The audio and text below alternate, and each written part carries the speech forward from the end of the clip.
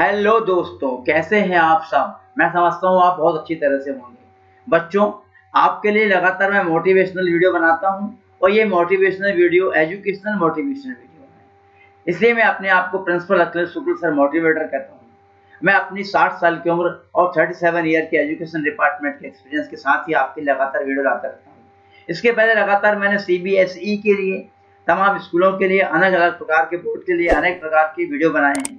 दोस्तों माफ करना, आज मेरा गला लगा हुआ है, मैं बहुत अच्छी तरह से अपनी बात नहीं कर पा रहा हूँ। फिर भी मैं समझता हूँ कि आप मेरी बात बहुत अच्छी तरह से समझ जाएंगे। तो आज का वीडियो आपके लिए बहुत खास होने वाला है। आज के इस वीडियो में मैंने आपको कुछ नई बातें बताई है, कुछ बातें अलग हटके बता रहा हूँ। मैं आज को बताने वाला हूँ आपको कि हमारा दिमाग, हमारा जो मस्तिष्क है, हमारा दिमाग जो है ये कैसे काम करता है। आखिर इस खोपड़े के अंदर, इस भेजे के अंदर ऐसी कौन सी बात है, वो कौन सी चीज है जो कि काम करती है, जिससे हम चीजों को याद कर पाते हैं, जो लंबे समय तक याद रहती है। कई बार आप कोई चीज भूल जाते हैं, कुछ चीजें आपको याद रहती है। तो कैसे आपको याद रहती है, कैसे आपको भूल जाते हैं, आपको क्या करना है और कौन सी काम करना चाहिए जिससे कि आपकी मेमोरी पावर बढ़ जाए, उसके लिए मैंने पहले वीडियो बनाया है। उसका लिंक मैं आई बटन में दे रहा हूँ ऊपर, आप उसको देखिए, आपको पता लगेगा कि आपको क्या करने पर आपका ब्रेन पावर बढ़ेगा। तो दोस्तों आइए शुरू करता हूँ अपने अनुभव की बात।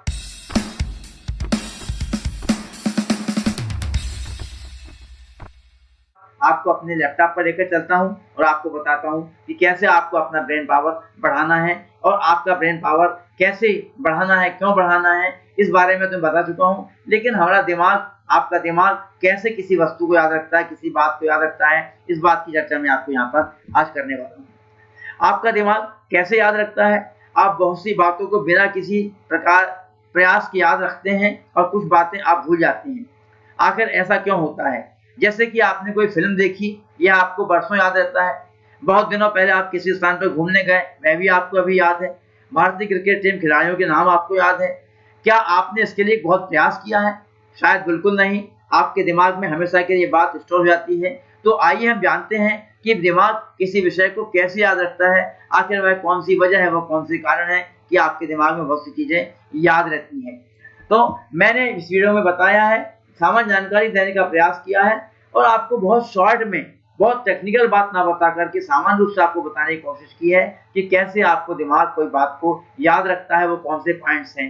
मैं ये मान के चल रहा हूँ कि आपको बहुत सी बातें नहीं मालूम है और इस आधार पर आपको बता रहा हूँ, आपको सीखने को मिलेगा, जानने को मिलेगा। अब आपका दिमाग शरीर का जटिल भाग है। इस पर अभी न्यूरो साइंटिस्ट काम कर रहे हैं, लेकिन दिमाग के बारे में काफी हद तक जानकारी मिल चुकी है कि यह किसी बात को किस तरह से याद रखता है। किसी विषय को याद रखने के लिए दिमाग में 3 प्रक्रिया होती है। यहाँ जो आप माइंड दिख रहे हैं, इस माइंड के अंदर इनकोडिंग होती है, इसके बाद इसमें स्टोरेज होता है और रिट्रीवर होता है। मतलब कोई भी चीज, आप कोई भी बात दिमाग के अंदर, आप कोई बात जाती है आपकी, तो सबसे पहले उसकी इनकोडिंग होती है। दिमाग उसका विश्लेषण करता है, उसके बाद उसकी स्टोरेज, दिमाग उस चीज को स्टोर करना है अथवा निकाल के बाहर करना, ये क्रिया करता है। और इसके बाद जरूरत पड़ने पर रिट्रीवल, मतलब रिकॉल करना, किस तरह से वस्तु या कोई बात, टॉपिक आपके दिमाग में लौट कर आती है, यह दिमाग बताता है। कोडिंग क्या होता है, आप देखेंगे दिमाग में किसी विषय को याद रखने के लिए हमारा दिमाग सिग्नल्स को एक स्थान से, एक न्यूरॉन से दूसरे न्यूरॉन में जाता है। एक बार सिग्नल के न्यूरॉन के माध्यम से ट्रांसमिट होने पर इनका नेटवर्क मजबूत हो जाता है। वैसे तो आपके दिमाग में अनेक जानकारियां आती हैं, आपका दिमाग इनकी छटाई करता है। यह कार्य हिप्पोकैम्पस और फ्रंटल कैंपस कॉर्टेक्स, जिनका मैं उच्चारण बहुत अच्छे से नहीं कर पा रहा हूँ इंग्लिश वर्ड है इसलिए, लेकिन आप समझ लें देख करके, करते हैं। दिमाग इनकोडिंग करता है। आपके दिमाग करोड़ों न्यूरॉन से मिलकर बना हुआ है। इन न्यूरॉन्स का एक जटिल नेटवर्क होता है। आप जो कुछ भी पढ़ते हैं वह इलेक्ट्रॉनिक एनर्जी के रूप में न्यूरॉन्स में जाती है। न्यूरो यह देखते हैं कि न्यूरॉन्स देखते हैं किस बात को याद रखना है और किस बात को यहाँ पर आपको हटा देना है। इसी प्रकार से अब चूंकि आपकी सबसे पहली स्टेप आपकी हो जाती है, उसके बाद सेकंड स्टेप आता है, स्टोरेज का स्टेप आता है। तो स्टोरेज की स्टेप में क्या क्रियाएं होती हैं, दिमाग के अंदर क्या होता है, इसके बारे में आपको यहाँ पर आपको बताऊंगा। स्टोरेज में इनकोडिंग के माध्यम से हमारे दिमाग में किसी विषय की मेमोरी रिक्रिएट हो जाती है। ये आपका दिमाग जो है, इसमें स्टोरेज होता है। तो इनकोडिंग के माध्यम से हमारे दिमाग में किसी विषय की मेमोरी क्रिएट हो जाती है। सबसे पहले कोई विषय शॉर्ट मेमोरी में कुछ समय के लिए रहता है, उससे उसके यह लॉन्ग मेमोरी उसके बाद जाता है। और दिमाग के अंदर कोई बात शॉर्ट मेमोरी में जितनी रिपीट होती है उतनी ही लॉन्ग मेमोरी में चली जाती है।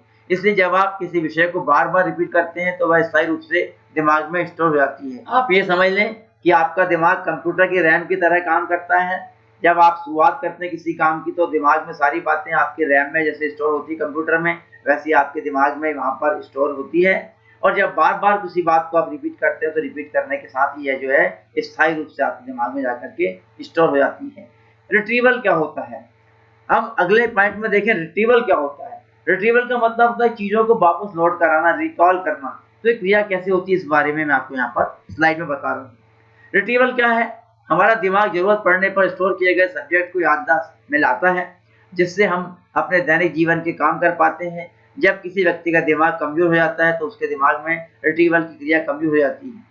उस समय वह किसी बात को भूलने लगता है। इसलिए पढ़ते समय हमेशा इस बात का ख्याल रखें कि टॉपिक समय आने पर आपके दिमाग में हमेशा याद आए। इस छोटी सी वीडियो में मैंने आपको बताने की कोशिश की है कि आपका दिमाग कैसे काम करता है, क्या क्रिया करता है, कैसी एक्टिविटी है।